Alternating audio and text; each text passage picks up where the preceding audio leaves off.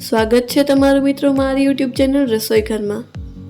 આજે આપણે બનાવીશું કસ્ટર્ડ વેનીલા આઈસ્ક્રીમ, તે પણ કોઈ પણ પ્રકારના વ્હિપિંગ ક્રીમ વગર। તો ચાલો શરૂ કરીએ આજની આપણી આ રેસીપી। તેના માટે સૌથી પહેલાં ગેસ પર એક કઢાઈ મૂકીને તેમાં ઉમેરીશું અડધો લીટર દૂધ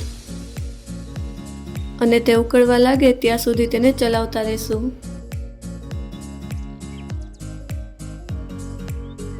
જ્યાં સુધી દૂધ ઉકળે છે ત્યાં સુધીમાં આપણે કસ્ટર્ડ પ્યુરી તૈયાર કરી લેશું। તેના માટે એક વાટકીમાં થોડું દૂધ લઈને તેમાં 2 ચમચી કસ્ટર્ડ પાવડર ઉમેરીશું અને તેને સારી રીતે મિક્સ કરી લેશું। કસ્ટર્ડ પ્યુરી તૈયાર થઈ ગઈ છે અને દૂધ પણ સારી રીતે ઉકળી ગયું છે। તો હવે તેમાં તૈયાર કરેલી કસ્ટર્ડ પ્યુરી ઉમેરીને તેને સારી રીતે મિક્સ કરી લેશું।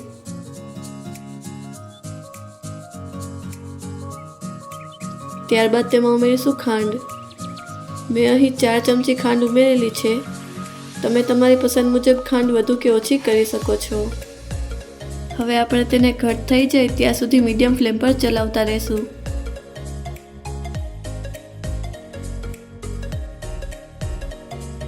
હવે તે ઘટ થઈ ગયું છે તો આપણે ગેસની ફ્લેમને બંધ કરી દેશું અને તેને ઠંડુ થવા દેશું।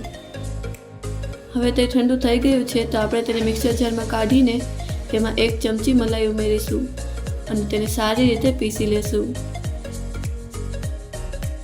આપણે તેને સારી રીતે પીસી લીધું છે તો હવે આપણે તેને એક એરટાઇટ કન્ટેનરમાં કાઢી લેશું અને તેને ઢાંકીને ફ્રીઝરમાં 2 થી 3 કલાક માટે મૂકી દેશું।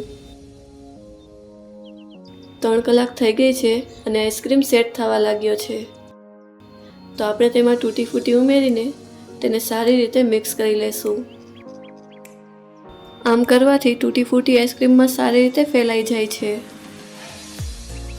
હવે આપણે તેની પર તૂટી ફૂટી ઉમેરીને તેને ઢાંકી દઈશું અને તેને 5 થી 6 કલાક માટે ફ્રીઝરમાં મૂકી દઈશું। 5 કલાક થઈ ગઈ છે અને આઈસ્ક્રીમ સારી રીતે સેટ થઈ ગયો છે તો હવે આપણે તેને કાઢીશું। તમે જોઈ શકો છો કે આઈસ્ક્રીમ કેટલી સરળતાથી નીકળી રહ્યો છે અને તે ખૂબ જ સ્મૂથ બન્યો છે। તો તૈયાર છે આપણો ખૂબ જ સરળ અને સ્વાદિષ્ટ કસ્ટર્ડ વેનીલા આઈસ્ક્રીમ। આ ગરમીના દિવસોમાં તમે પણ એકવાર આ કસ્ટર્ડ વેનીલા આઈસ્ક્રીમ બનાવીને જરૂરથી ટ્રાય કરજો।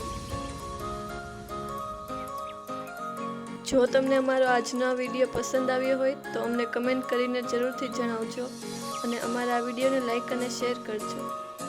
જો તમે અમારા ચેનલ પર નવા હો તો ચેનલને સબસ્ક્રાઈબ કરો અને બાજુમાં આપેલા બેલ આઇકનને પ્રેસ કરો જેથી અમારા નવા વિડીયોની નોટિફિકેશન તમને સૌથી પહેલાં મળે।